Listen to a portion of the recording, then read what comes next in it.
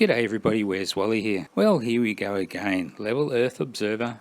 He just can't help himself, can he? Today, SciManDan's going to debunk the spinning globe with a little bit of help from me. So nice one, Dan. Take it away, me old mate. Right, next up is the main man himself, Mr. Level Earth Observer. What have you got for us today, buddy? Angry Welshman, he should have done already, or about to, do a total treatment of this fetid pile of turnip peelings. So we look forward to seeing that if it's not already up by now. Well, funny you should ask, Dan. It's called demonstrable reality. It's where large standing bodies prove scientifically the globe is impossible.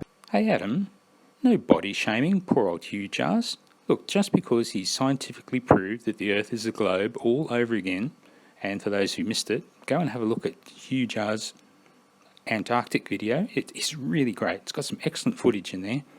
And Level Earth Observer, he did have a thread in there, and he was copping a bit of a pasting. I guess he couldn't take the heat, so he went and deleted the whole thread. That's always class act when you do that, Adam. Anyway, if you haven't already, sub to Hugh Jarsz. He is a really round good bloke. I mean, he's a really all-round good bloke. Yes, finally. I cannot believe Wally. Tower crane B's at the equator is 1,000 feet tall and is supposedly spinning at 1,025 miles an hour. Oh, and we go back again. Not this angular versus linear momentum thing again.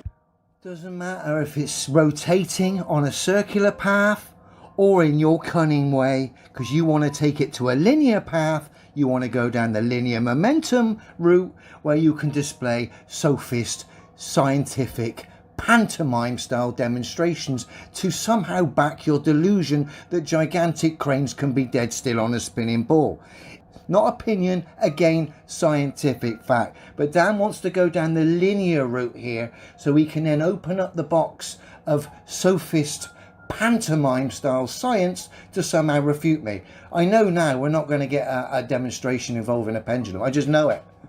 Oh, Adam, are you purposely thick, or does it just come naturally to you? Dan is talking about how flatties always love to reference the spin of the Earth in linear terms, like 1,025 miles per hour, rather than 0.007 RPM, revolutions per minute for you, Adam. Why do you guys do that? Because it sounds incredulous, doesn't it?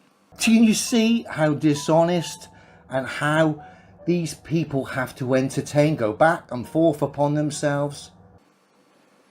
Line up the scientific pantomime science demonstration that is no doubt to follow in a minute. The big question is, Dan, will it have a pendulum in it, or will it have some geezer on a train or a bottle of water on a train? What is linear about this? Nothing. Can you see? Can you see? I mean, I'm trying to be nice here by just entertaining. I'm not even mentioning the ridiculous speeds that the globe Earth's supposed to be going in all different directions. I'm trying to entertain and be a little bit nice here. So there better be a pendulum demonstration here, Dan. Now, all those different speeds, Adam, I just love it when you bring up this image. It just shows that Adam doesn't understand reference frames and the way that they're used when they quote all these different speeds for these various astronomical entities.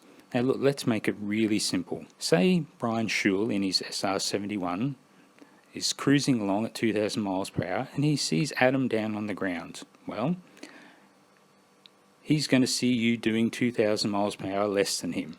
If he looks up and he sees Sochi in the ISS cruising past in the same direction, well, Adam's going to see Sochi doing 17,500 miles per hour. Brian sees Sochi doing 15,500 miles per hour. Now, Brian sees Sochi doing a different speed than Adam. Is Sochi now doing two different speeds at once? Now, of course, you would never say that, would you, Adam? No, of course not. So why are you constantly saying it when it comes to the Earth, that it's spinning and twisting and turning all over the place, when really it's just travelling in one direction at one speed, but in different reference frames that are moving at different speeds? It's all too easy. I don't entirely know exactly what's going on. Sim chain swinging about there as that crane travels. All right. Now let's visualize this crane doing 1,000 miles an hour with the chains all the way down to 10 foot off the ground. Let's visualize how much the chains would be swinging then. That crane was dead still, wasn't it? And now it's moving, isn't it? And it has undergone acceleration, hasn't it? That is why the hook and the chain are swinging, dear boy. There were accelerations present, not the ludicrous speeds of 2 miles per hour. So Adam, you've done it again. You've proven that it's accelerations that cause things to move, not speeds. Just with this little bit of height at this speed, they're all over the shop. Of course, the bigger the pendulum, the bigger the swing. And of course, the faster you're going, the more it's going to swing. Not an opinion, a scientific, demonstrable fact. Every pendulum on Earth that's travelling will be swinging, and you'll be able to see it. Every pendulum on Earth that's still, that's not travelling, will be dead still. Again, not an opinion, a scientific fact. Well, there we have it. We have a testable claim, folks. All we have to do to bust poor old Adam's fantasy wide open and disprove his demonstrable science is demonstrate that he is wrong by showing some fast-moving things that are not water bottles, but pendulums. Now, Adam, let me show you some pendulums. These things will wreck your day. First of all, this one comes from a bit of a dubious source. It's barely worth the inclusion, but it does show the ball is almost dead still despite the car moving. If only the old geezer holding the string could have held it jolly well still, we might have got a better result. I don't entirely know exactly what's going on. And now here we've got a few more. These ones are from my mate Captain Wolfie. He did one. And then he did another.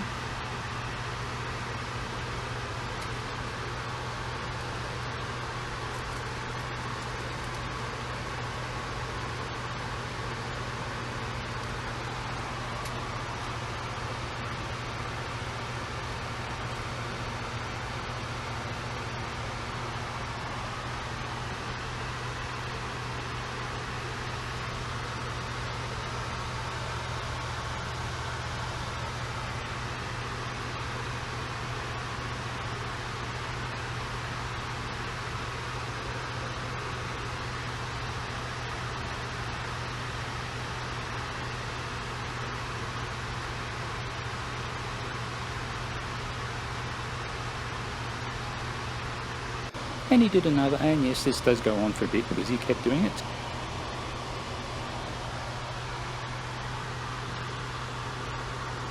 Every pendulum on Earth that's travelling will be swinging, and you'll be able to see it.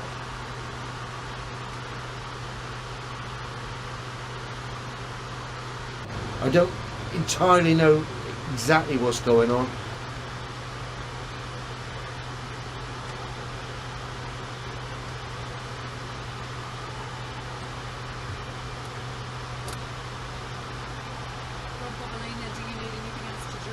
I'm good, thanks. You sure? Yep. It's not like you. Do you need a truffle? Yeah, sure. Truffle would be nice.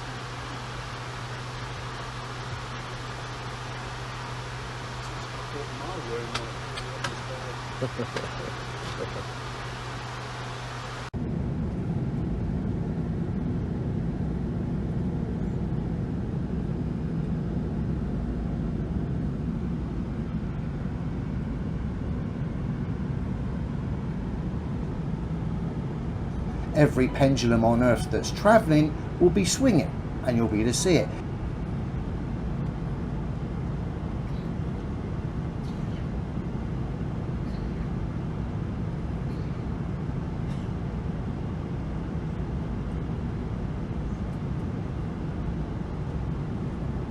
I don't entirely know exactly what's going on.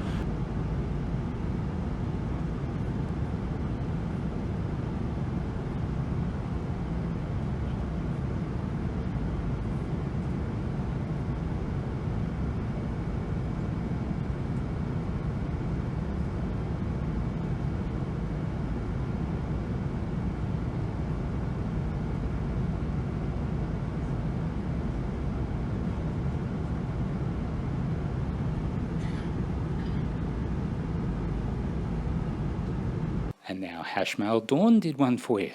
We know you've seen this one. And of course you wanted to dismiss it, didn't you? But look at how still this one is. And this is quite a long pendulum. Every pendulum on Earth that's travelling will be swinging, and you'll be able to see it. And this is my favourite. This is my mate Sochi, the Jacksonaut. He's sitting up there in the ISS doing all sorts of fun things, and now he's got a stringless pendulum. This one's absolutely brilliant.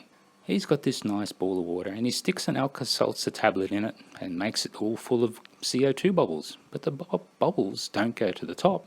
They stay inside the water, and they go everywhere. This is so great. But notice how, despite the fact that this is travelling at 17,500 miles an hour, Adam, it's not going all over the place. It's staying still until Sochi gives it a nudge this way or a nudge that way. Mate, I think you're well and truly busted on this. I think you better just give it up. Dan, you're welcome, mate. This was all too easy. Thanks for playing. Now, pop over and have a look at Angry Welshman's video if you haven't already. I'm sure it's going to be a hoot. He does tend to get angry, that Welshman.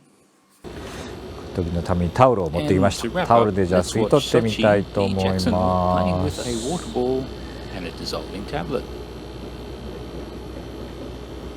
Hey, you sassed that hoopy Sochi for the Jacksonaut? Now there's a fruit who really knows where his tail is. あ、弾かれちゃった。